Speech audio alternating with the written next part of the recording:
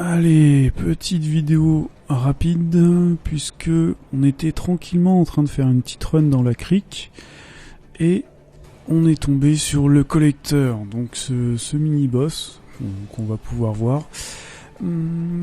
Alors, là ça va parce que j'ai une équipe qui est pas trop mal, qui va pouvoir taper assez fort. On vient tout juste de se reposer dans la salle d'avant, on a fait un repos.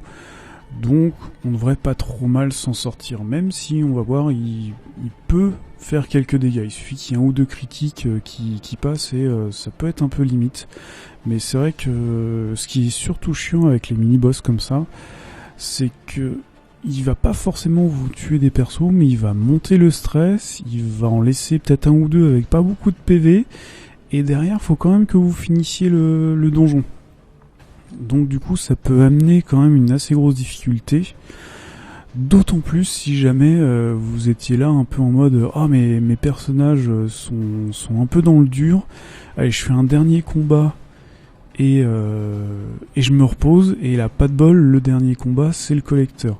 D'autant plus que quand on est sur la map, voilà, tout ce qu'on voit, on voit pas une icône de boss, hein, c'est vraiment une icône combat tout court, même si vous avez fait un repérage. Donc voilà. Donc le collecteur, donc c'est un squelette qui collecte en fait les âmes, même les squelettes un peu des aventuriers passés. Donc on va voir, il va en invoquer quelques-uns et qui vont nous faire des dégâts. Allez, là normalement il est surpris, on va pouvoir commencer à attaquer tranquillement. 21, le maximum de dégâts, on commence bien. Peut essayer de l'étourdir. Tant mieux. Tant mieux. Est-ce que je le marque ou est-ce qu'il n'a pas de protection? Je pense que je vais le marquer. Potentiellement, si le chasseur de primes peut le retaper, il lui fera très mal.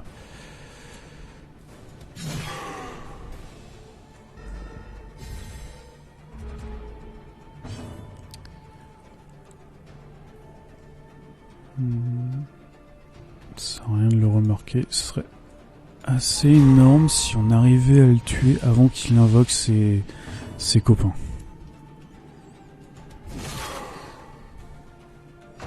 Ah non.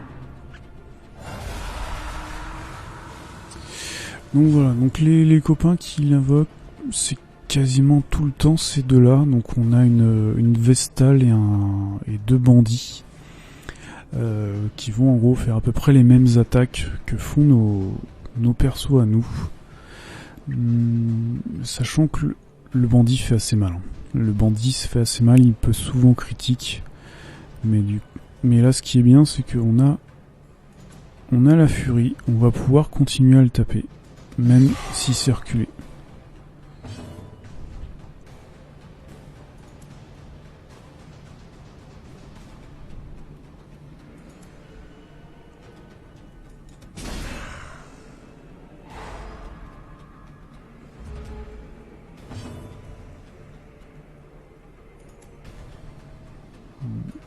Rapproche-toi, ce serait bien.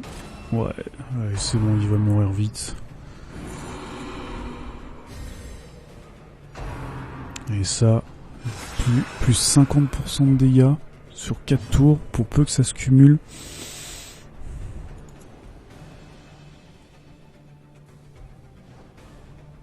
Potentiellement, on peut le tuer direct là.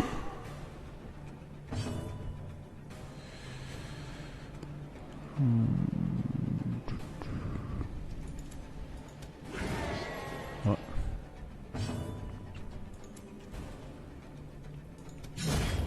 Et voilà.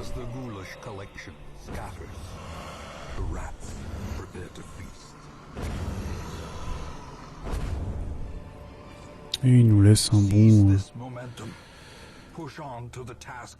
bon trésor qu'on va... Voilà. Donc voilà, le collecteur, contrairement à l'espèce de chose du néant, est pas forcément difficile. Il permet de récupérer un gros caillou qu'on va pouvoir revendre. Donc voilà, là en plus il est niveau 3, donc ça va encore, mais si vous le rencontrez dans les donjons niveau 5, très rapidement les bandits qu'il va invoquer vont faire assez mal. Il peut aussi monter le stress assez facilement. Donc voilà, heureusement on avait une compo quand même très bien opti pour lui faire très mal très rapidement. Mais si vous y allez un moment un peu à l'arrache dans un donjon en vous disant ah c'est bon ça va passer, ça sera un peu limite mais ça va passer et vous tombez sur lui, voilà ça peut amener des morts très clairement. Allez, à plus.